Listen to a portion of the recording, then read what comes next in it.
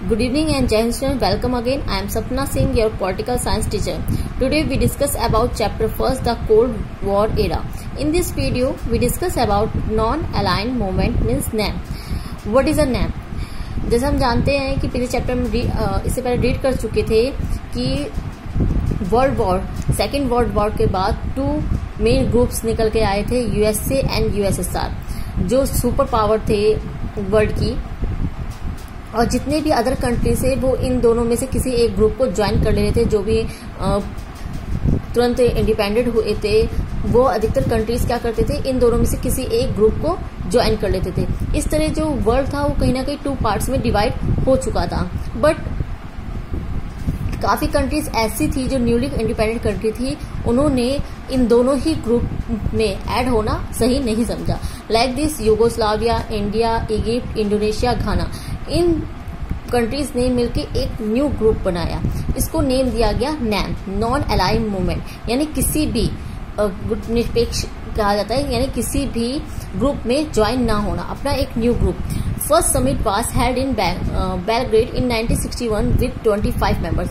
जब इसकी पहली जो मीटिंग हुई थी तब उसमें ओनली 25 कंट्रीज थी, 5 मेंबर्स से 25 हो गए थे 1961 तक। And 14 summit was held in Havana in 2006 with 116 member, और उसके बाद इसके 16 मेंबर अलग हो गए थे। And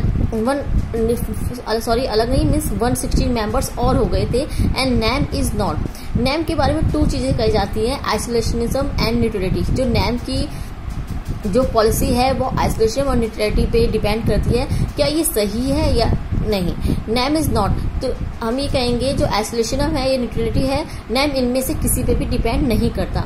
remaining a lot from the world affairs, because यानी वर्ल्ड में कोई भी प्रॉब्लम हो रही है, कुछ भी क्रिएट हो रहा है, उनमें से किसी को भी सपोर्ट नहीं करना, सबसे अलग थलग हो जाना। And stay out of war principally, यानी मान लीजिए किसी घर में झगड़ा हो, कोई भी कंट्री आपस में लड़ रही है, किसी के बारे में कोई भी अपने व्यूज नहीं देना। And stay out war of principally, यानी सबसे ही अलग, यानी लड़ाई से अपने आप को दूर रखना। व्हाट इज लेकिन जो नैम की जो पॉलिसी थी वो इन दोनों में से कहीं नहीं थी। बिकॉज हम किस तरह जाने, बिकॉज जब कई कंट्रीज में, काफी कंट्रीज में जैसे कुछ भी कन्फ्लिक्ट होते थे, कोई प्रॉब्लम होती थी, तो कहीं ना कहीं जो लाइक इंडिया अगर किसी कंट्री में कोई अदर कंट्री उसके ऊपर हमला करती है, अटैक करती है, या उसके साथ डिस्क्रिमिनेट करती है, उसके साथ बैड बिहेवियर करती है, उसके बारे में हम कहीं ना कहीं जो इंडिया होता था वो अपना सपोर्ट करता था, वो अपनी जो थिंकिंग है उसको, व्यूज है उसको शो करता था। तो इस तरह हम कह सकते हैं कि आइसोलेशन नैम में नहीं था।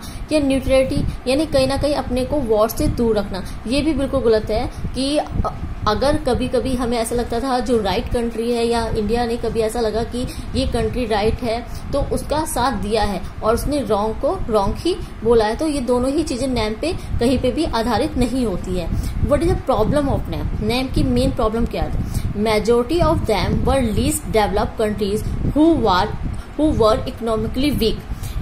बिकॉज जो नैम है उसमें अधिकतर ऐसी कंट्रीज थी जो न्यूली इंडिपेंडेंट हैं, और वो कहीं ना कहीं अपना डेवलपमेंट खुद नहीं कर सकती, बिकॉज वो इकोनॉमिकली बहुत ज्यादा वीक है, वो दूसरे पे डिपेंड है। इस कारण से जो नैम था वो इजिली इतना डेवलप नहीं हो पाया। And economic development was inevitable for their freedom to avoid their dependence on the richer countries and to avoid their dependence on colonial and political powers.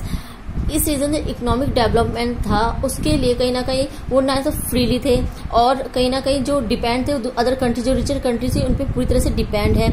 और अगर उनको इकोनॉमी अपने आप को डेवलप करना है तो कहीं ना कहीं जो इंडिपेंडेंस है, पॉलिटिकल पावर्स है, कॉलोनियल रूल था जिसपे वो पूरी तरह डिपेंड थे, इसको हटाना था। लेकिन